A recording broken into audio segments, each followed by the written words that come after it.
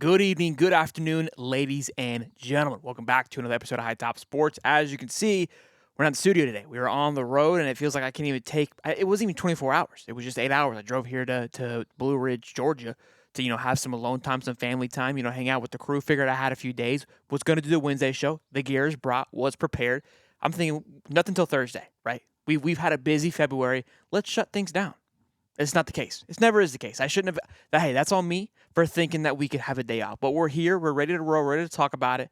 We've got a lot to go over. We got some position changes that happen, which I like, I don't hate.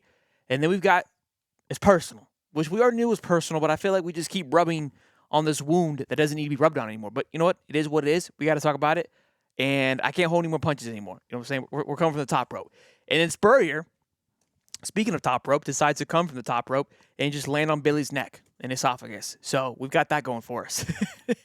Gator Nation. So let's dive right into it, boys and girls. First order of business, we've got some position changes as R.J. Moten, who was safety last year, transferred from Michigan, did not get a lot of playing time, dealt with an injury, 5'11", 195, 185, I believe, is moving to middle linebacker. Now, I like it given the fact that I know the safety room has improved dramatically.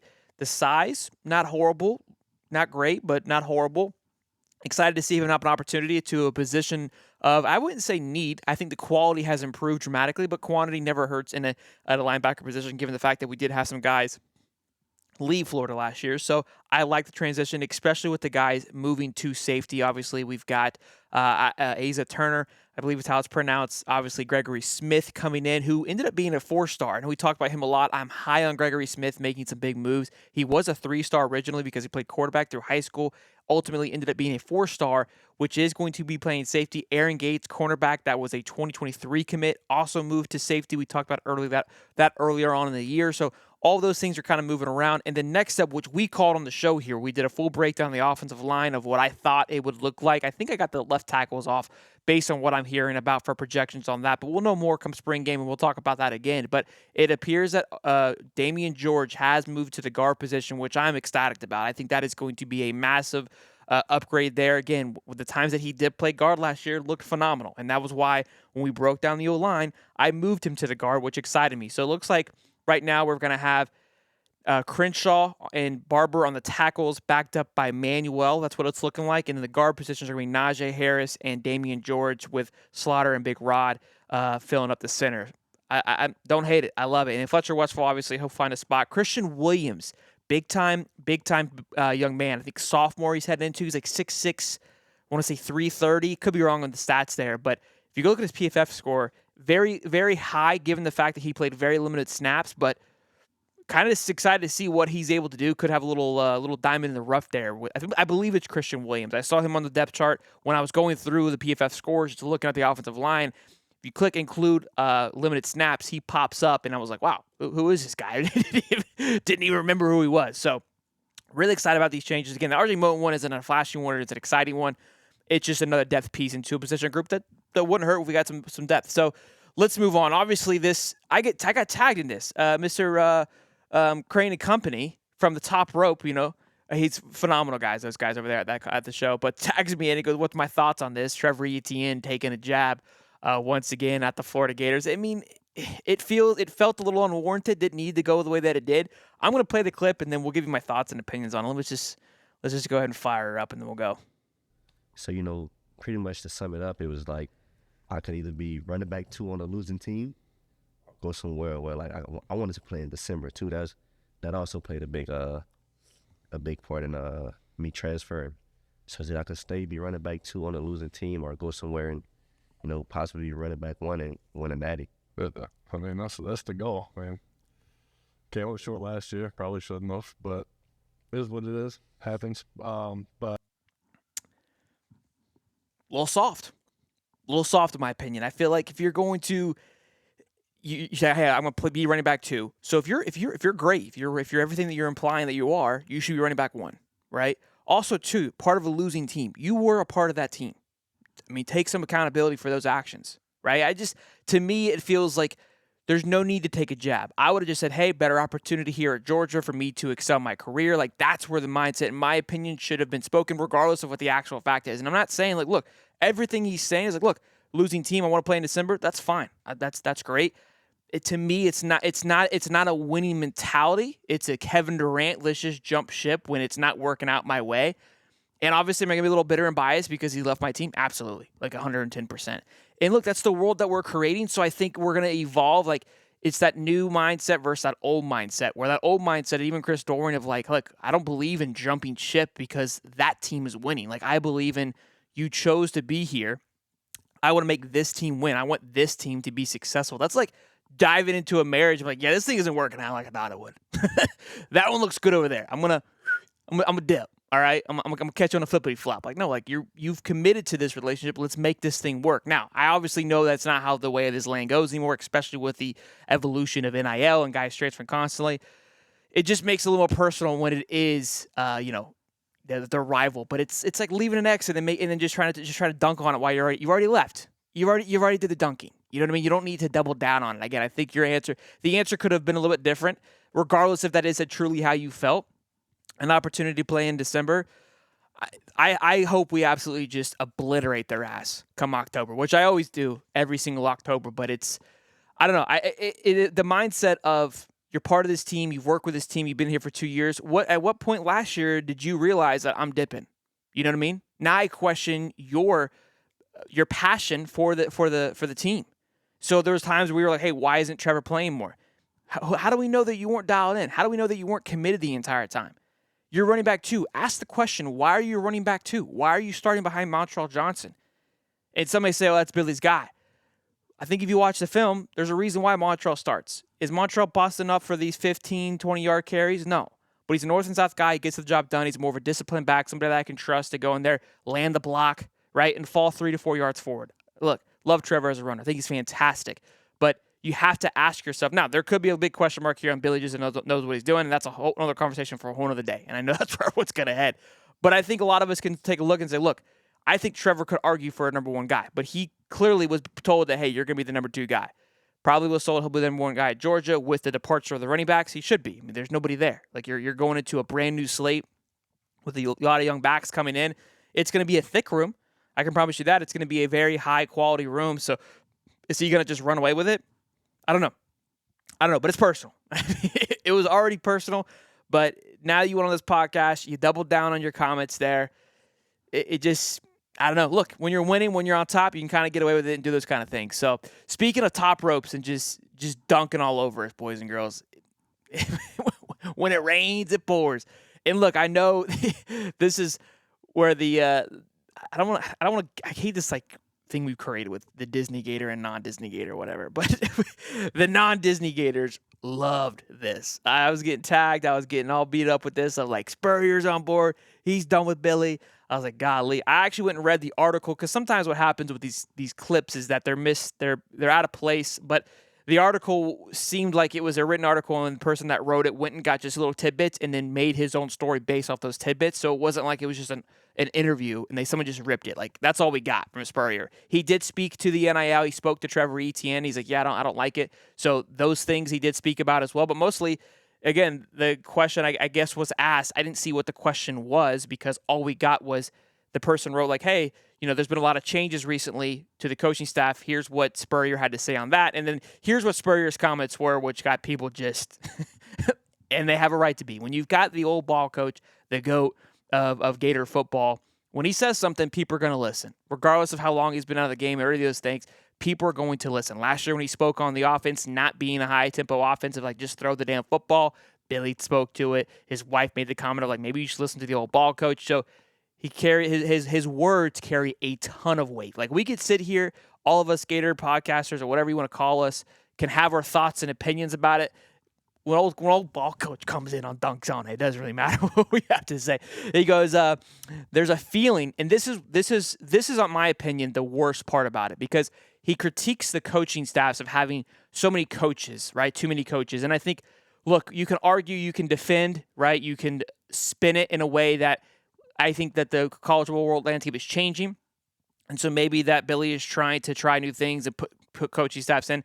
Again, not everybody's doing it, but you can kind of argue that. But this here, though, there's a feeling around the Gators of what the heck are we doing? That's not a good question. That's not a good feeling. And again, Spurrier's well connected. The guy has a restaurant in Gainesville. You're trying to tell me that there's not the boosters, and anybody and everybody that you know is going to that restaurant, speaking with Spurrier, speaking with Shane Matthews, speaking with Chris Doering, who we're going to talk to, Judd Davis, who I need to reach out, get him back on and get his thoughts and opinions about this. All these guys are talking. And we talked just a few days ago about how we have moved, Gator Nation has moved from being frustration and angry to apathy, which is worse because now we just don't care. We're just exhausted. Like we're tired of yelling about we want to win. It doesn't seem like it's working. So him saying that, there is a lot of questions that I don't have answers to about the organization. That's not a good look either, right? Like, what is he asking, and why are we shutting him out? This is something we've been talking about too. Of the door seems like it's been shut, which I've kind of appreciated because it felt like things were leaking out dramatically, and now it's like we're shutting everybody out. There's a line there for sure. Just because you hire those people doesn't mean you're going to win. All these extra people, I question how much that really helps. That was what I was alluding to. And this is the worst line of all. This is the common thread of Billy Napier right here. Billy Napier is a good guy. He works his tail off. I like Billy. Good family man, but we do wish the organization was a little bit more tidy. You hate that. Hey, it's not you, it's me. It's like, oh, no, hey, great guy. Love you. I think you're fantastic. But you're just not doing it for me. You know what I mean? Like those are sniper words. That's not a good look. Tidy, another key word there that I thought was interesting. Again, somebody who I've praised on, and it's been kind of preached of Billy being very organized. To use the word, lack of tidy, it's huge. And again, it's not like he's just. Here's the thing, right? Like I thought about it for a good long minute. Do I believe that, hey, Spurrier in the coaching sense has been away from it for a while? Yes, but he's an ambassador. He's still heavily involved with this Florida Gator football team. Obviously, at the end of the day, it's X's and O's. It's winning games. He even spoke, again, to the NIL, talking about how he complimented Georgia on how well they're spending money. So he's very involved with understanding of how these kids are being paid. Shane Matthews spoke to it on this interview as well about, look, we're paying LJ and DJ a lot of money. And Spurrier even said, look, you're not going to just pay one guy $1 million. He's not going to save your organization. So it's not like it's just some, old guy from the top ropes, from the clouds, just having an opinion about his old alma mater. No, he's heavily involved with it, and it raises some concerns. And the next up we've got is Chris Doering. Chris Doering obviously played wide receiver in the 90s alongside Judd, Warfel, that group of guys. We've actually had Chris on, awesome guy. He works for SEC Network, and when we had him on the show, we talked to him a little bit. He goes, look, it's tough because he is a Gator fan. He wants the Gators to win just like the rest of us do, just like I myself do. We're obviously a little bit different. We don't have to go on SEC and places bias. You guys know where I stand on that. So he's had to, over the years, learn, like, how do I find the sweet spot? Because if I bash the Gators, he gets thrown into that category that a few Gators have been thrown into, like Dave was tossed into, like, you're just a hater. It's like, no, I'm just being critical of a situation that needs to be criticized 110%. Obviously, we know how I feel about certain things. And to be fair, I do criticize stuff. I just try to keep the ball moving, right, to be more optimistic about it. But I don't want to get into a Disney Gator defense mechanism. Like, I hate that I'm even pegged into this damn category. Like, I just trying to have fun, boys. Anywho, Chris has been very, I would say, proactive, pro-Billy on being patient. He has. We have seen many of interviews with him, even on the show. He came on like shortly after the Rashada stuff happened just a couple years ago. So he has been very pro-Billy in the sense that I've been preaching patience, preaching that, hey, if things are working in the right direction.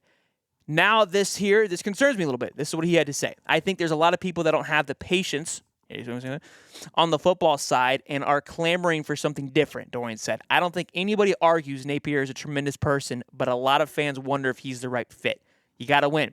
Be entertaining and have a swagger about you. This is something I say all the time. I think a lot of fans question his laid-back temperament. Everybody knows I want Florida to win every single game, but I have to be objective with what's going on. I don't think anybody would say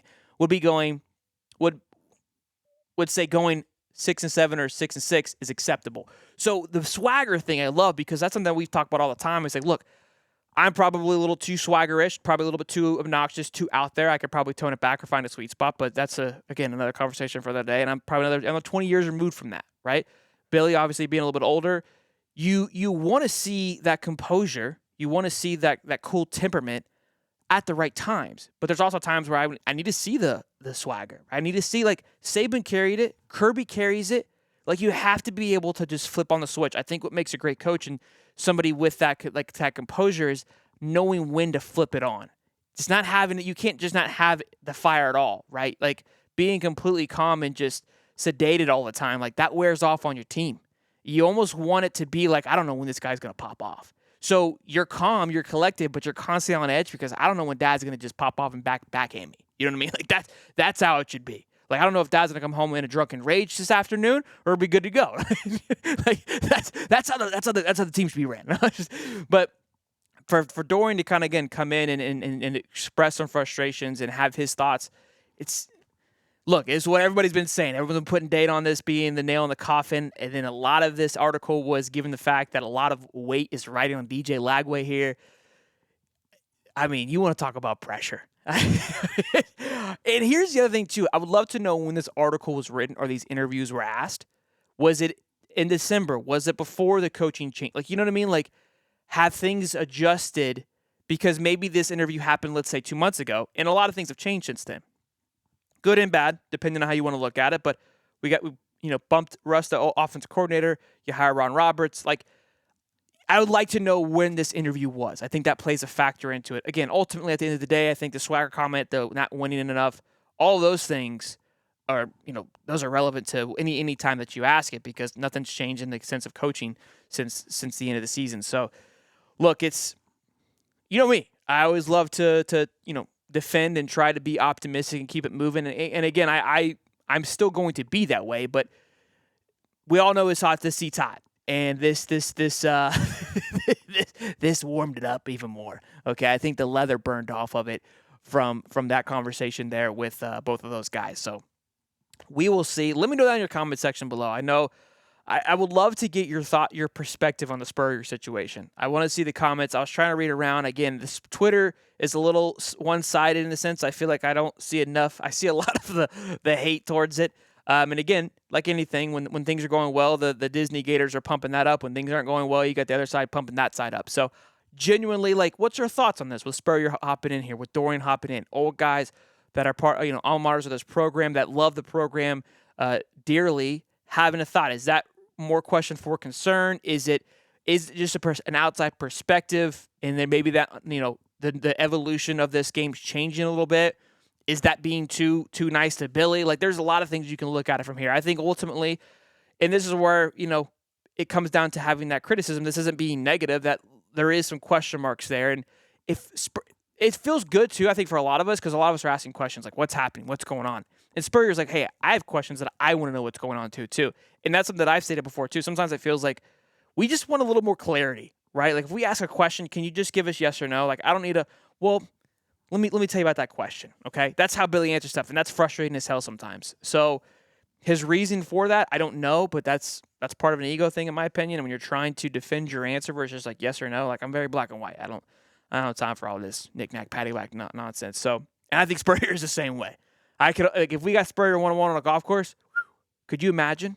Like, I have to obviously keep it toned down, but like just the back and forth, it would be pretty entertaining. I feel like. I mean, he's an OG, so I probably wouldn't be able to hold a jock strap up to him, but it would be a fun challenge to say the least. Boys and girls, hope you guys enjoyed this improv show here while we're here on vacation. Again, we will be live Wednesday. If anything else crazy happens, I guess we'll have to fire this thing back up and be ready to rock and roll. I mean, it's not a bad view. It could be worse. So I'm enjoying it. Hope you guys enjoyed the show. Again, be sure to smash the like button, subscribe. I'll see you boys in the next one. Peace and love, baby.